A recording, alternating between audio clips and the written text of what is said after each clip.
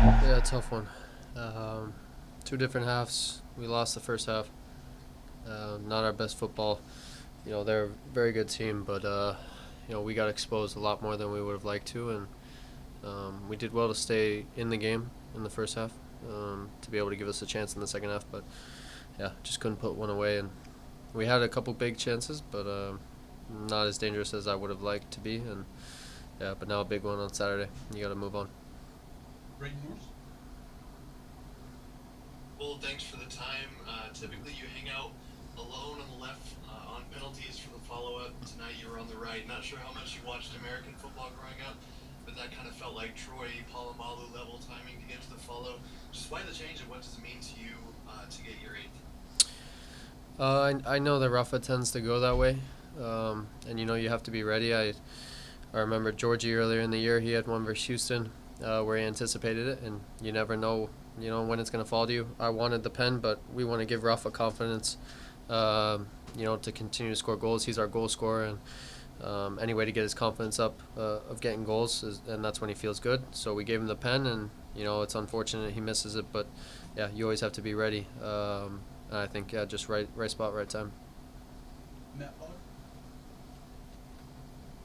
Cole, thanks for the time.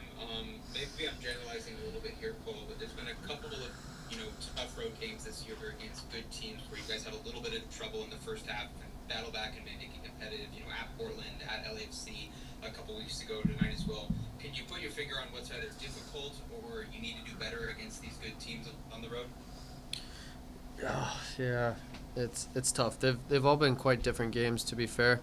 Portland, I think we just that one was an outlier. I think we got outclassed early and often. I think the rest of the games we've been in them for a while, but I think most of the times when we do give up goals against these teams away from home is when we get stretched, and that's due to a lot of things. I think we could have done a better job of putting pressure on them in the first half from the front. Then it allows them to have time and space, and then our back line doesn't know whether to step or to drop for balls in behind. And when you have a player like Ricky Puig, who spreads a lot of passes around, it's tough to deal with. So I think for us, you see how we played the second half. We made an adjustment at halftime. Chris flattened us out into a flat five in the midfield, and it allowed us to get pressure to their midfielders a lot more. Just whoever came into your space, you could go to. And I think maybe it's just from the start, as players on the field, Chris has built us into a smart team, but I think we as players can figure it out faster. The leaders on the team can help it out on the field, and I think that's how, maybe these games away from home when it comes to playoffs, and you have to go away to a big team in a 3-game series, that you get a win there because the players on the field can figure it out quickly. Back to Braden. Yeah, Cole, you and Chris both kind of mentioned that this game was kind of a tale of two halves. Just what was kind of the message, the discussion like in the locker room at halftime? Yeah, it was. We were quite pissed, to be honest, as players. But he came in, and the fact is that we were still in the game. We were only down by one goal, and he said, "Look, we have solutions, and this is what we're going to do in the second half, and we're going to go out and win the second half." Unfortunately, the result didn't go our way. I think we kind of executed for the most part, besides the attacking third, what we wanted to do. Galaxy didn't have too many chances in the second half, and it was mostly transition opportunities maybe at the end and stuff like that. But even then, our defenders did well to put out fires.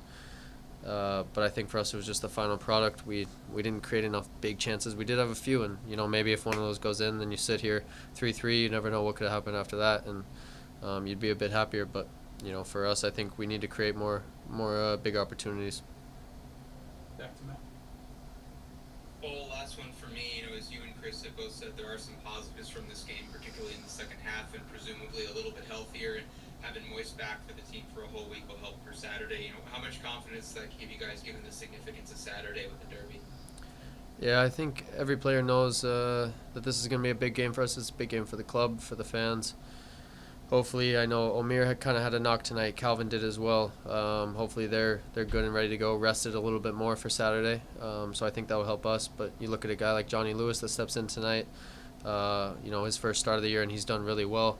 And I think that gives another boost attacking wise. That we have some firepower up front that can get the job done. Then obviously the rest of the team, I think, has been pretty consistent with what it is, minus Georgie, the rest of the year. So I feel like we're ready to go. We know how big of a game it was. We were trying just to focus on LA for the week right now, but obviously our minds will turn pretty quickly tomorrow once we get home, because we know it's such a huge game, and I don't think this is one that you'll have to motivate us. I think we know the importance of this one.